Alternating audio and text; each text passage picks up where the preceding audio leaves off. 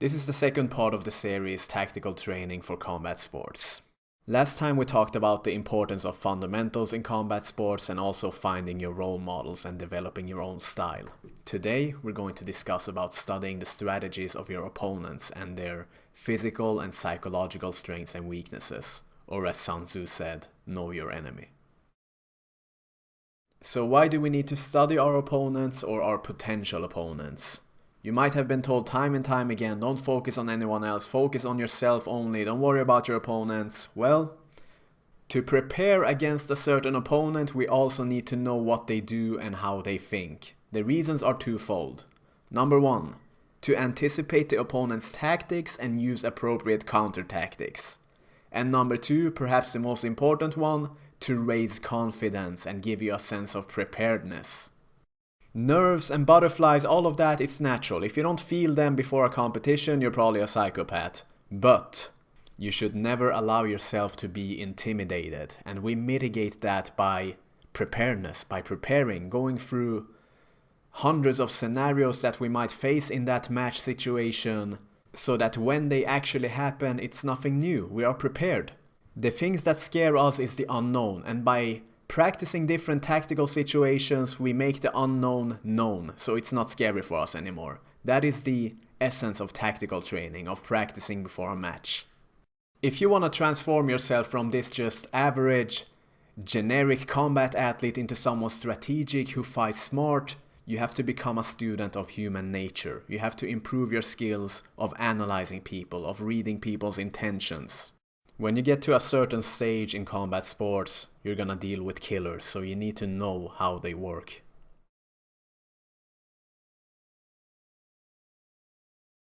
And the first step to that is this. You need to let go of this obsession of yourself and your own point of view, this me. You need to start seeing things in the other part's perspective as well. You need to put yourself in someone else's shoes, because only then can you know how they think, what makes them tick, what strategy they resort to. Think of a particular opponent, how they act, how they behave. Great. You need to put yourself in their shoes and see the world from their lens. How would they react in a certain situation? Not how you react, but how they would react. This is the essence, because only then can you come up with a counter strategy. And this skill of letting go of distractions, getting out of your own skin and seeing things from someone else's point of view, it is a very hard skill to develop. What are you thinking about right now at this moment as you're watching my video? Are you actually making an effort to listen attentively, or is your mind somewhere else? Are you thinking about your issues? Are you thinking about work, studies, or family stuff? Maybe you can keep your focus for a moment but then lose it in the next, and this is not your fault, because staying present and observing is a skill. It requires practice. Once you start getting out of your head and start becoming better at observing things, observing people, you will be amazed at how much you can actually pick up and how valuable this is for your future strategies. It's like you get this new lens that makes all the previously invincible and disordered details visible.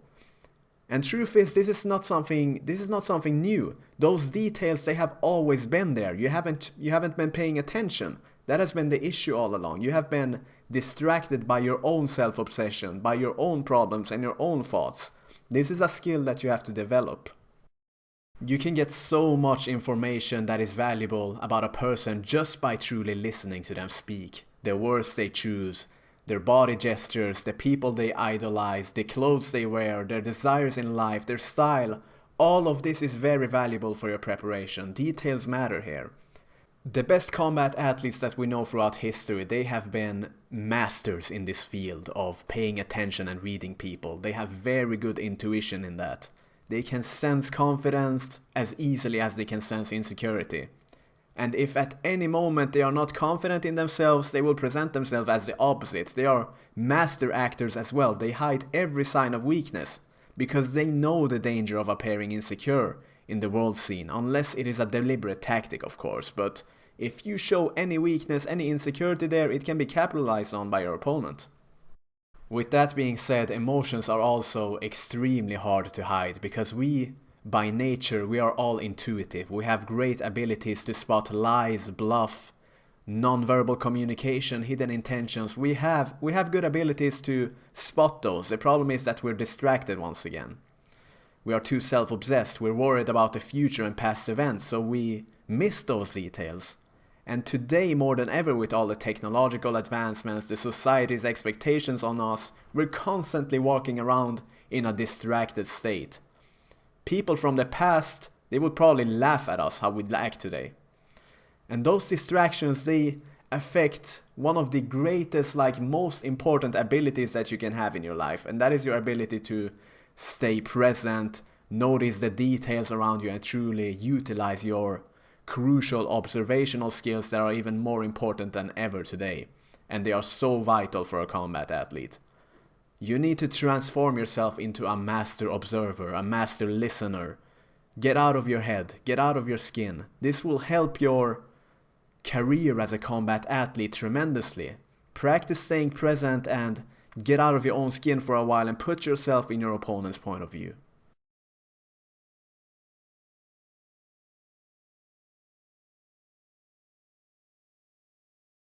More often than not, high-level combat athletes are great students and observers of human nature, and this does not come naturally to most. You have to learn it. It's a skill. Combat sport is called combat for a reason. It's like a war, but in a small scale. The greatest leaders and generals throughout history, in all of the wars that we know of, they were all students of human nature. You had to be.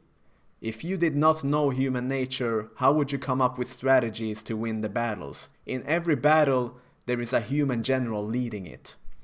Throughout history, why do you think it has been of such importance to send spies to enemy territories? Something which is still done today, by the way. It is to get to know the enemy and their way of thinking, their intentions. And funnily enough, when we get to the world stage of combat sports, it is not uncommon to see this throughout training camps. You see coaches sending spies to training camps in boxing, in MMA, to get information about opponents and their preparation.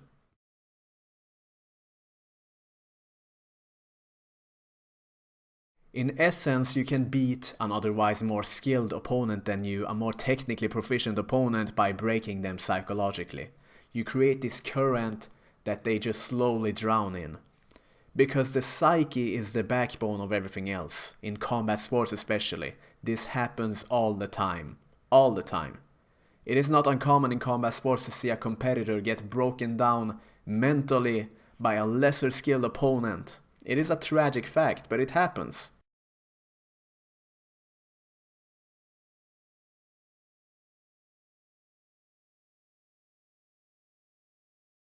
Now, mental warfare, it becomes more and more evident the higher the leagues we get to. Muhammad Ali's trademark to remove the mental strength of his opponents to break their will was through taunting, making them overly emotional and taking away their biggest strength, their ability to think, their mind that is. Ali understood human nature like the palm of his hands. He was a master at mental warfare. At that time, Joe Frazier was the main guy, and he was also his arch rival throughout his boxing career.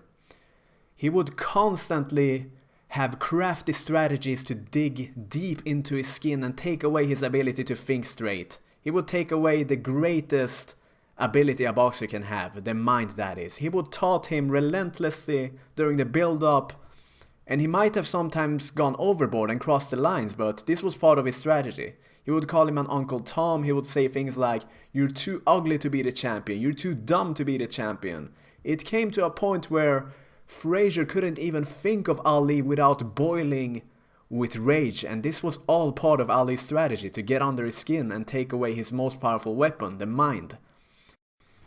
He did this throughout his career with countless of opponents. He did it to Sonny Liston. He did it to George Foreman. This was his thing. If you were Ali's opponent, the most dangerous thing you could do was to show any form of weakness or emotional blind spots, holes in your psychology, because he would capitalize on it like no one else could. If you were offended easily, if you had a short temper and got emotional easily, Ali would work his mind tricks on you like a hot knife through butter. And all of this, once again, why? Because he understood human nature. He was a student of it.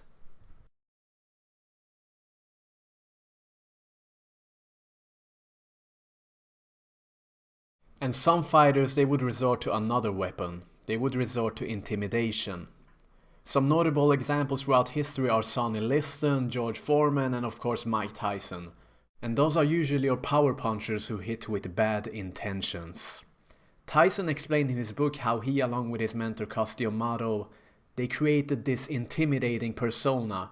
Cus molded Tyson into this alter ego that he would perfect throughout his career.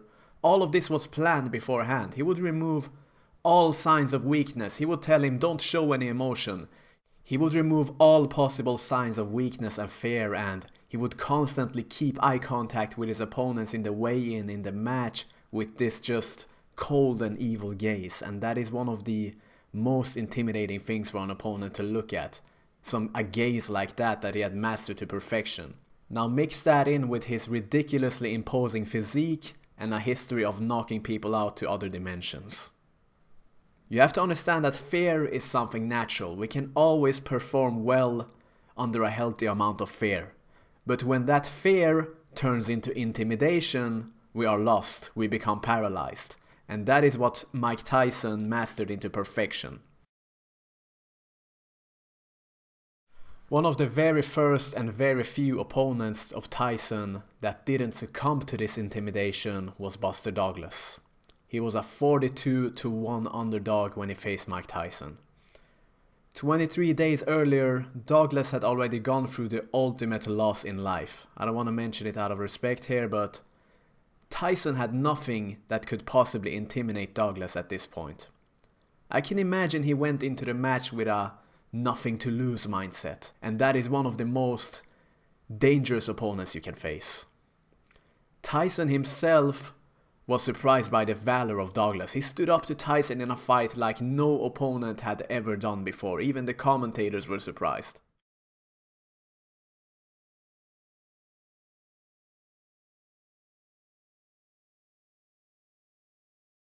Now what we have gone through so far is the psychological battle. We also have the physical and the stylistic battle, the stylistic matchup.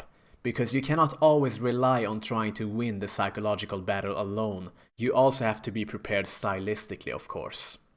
So the essence is this: how can you study your opponent's stylistic advantage that he or she might have over you, and how can you nullify it, and thereby making your style the advantage here? In other words, fighting them where you are the strongest and where they are the weakest. And one strategy for this is to look at the parts that make up your opponent.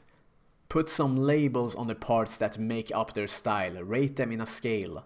For example, how would you rate their power, their technical proficiency, their strategy, their head movement? Put some labels on them.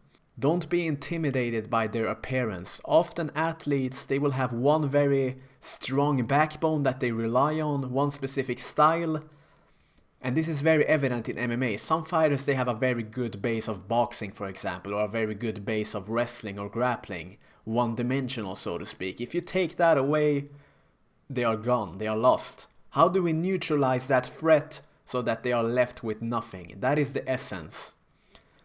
A common mistake in contrast to this is to make your opponent into this mythical figure. Divide them into weaker and stronger parts. Humanize them.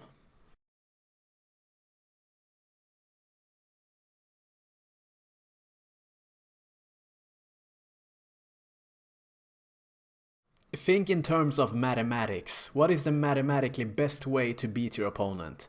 If you know for a fact your opponent is this short and stocky hard-hitting brawler while your strength lies in distance fighting like sticking in and out, is it the mathematically best way to try to battle them out in the very department that they thrive in, like a phone booth fight, for example? Now don't be mistaken, this is combat sports. Anything can happen and randomness plays a huge part. You may actually win that way. But that victory would be a curse in disguise, because what would happen? It might give you a false sense of confidence, and if you were to repeat a similar scenario hundreds of times, you would probably lose 99 times. This was just randomness. Instead, turn the battle into this stylistic battle that would make you win 99 out of 100 times. That is the essence. Now every opponent is different, every puzzle is different. I don't have a blueprint that works for everyone, I'm simply the messenger. This is where the work of your team comes into play.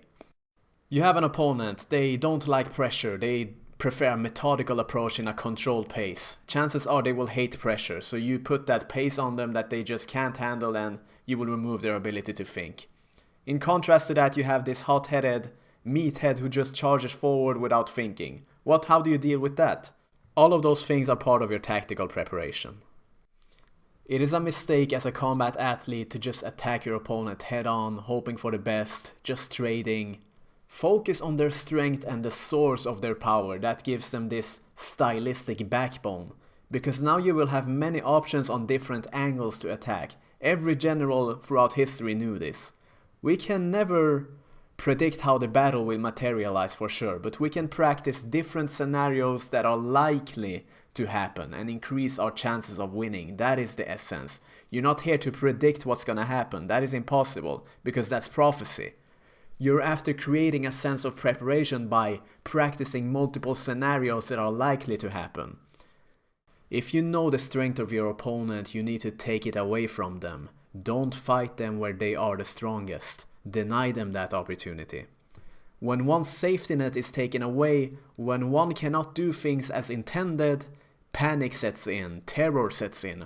What now? This is what you want to implement on your opponent's mind. What now? What do I do now? That is the real test of their character. Let's say you were rock climbing and suddenly your safety harness was taken away from you. You're stuck there. How would you react to that? Most likely you would feel terror. And this is what you want to instill in your opponent's mind by denying them that strength, by removing their safety harness. It's the classic quick finishing knockout puncher who has his way with everyone but fails to do it against this defensive genius. It's the offensive bulldozer wrestler who fails to do it against someone with a gas tank for days. What happens now when your strength is taken away? The opponent anticipated this. They have been drilling this over and over again for this moment. Majority of athletes, they will overly rely on one single strength. It takes an extraordinary athlete to be strong in multiple areas, and those are usually the hardest to prepare for. There is a reason the top athletes are always multidimensional.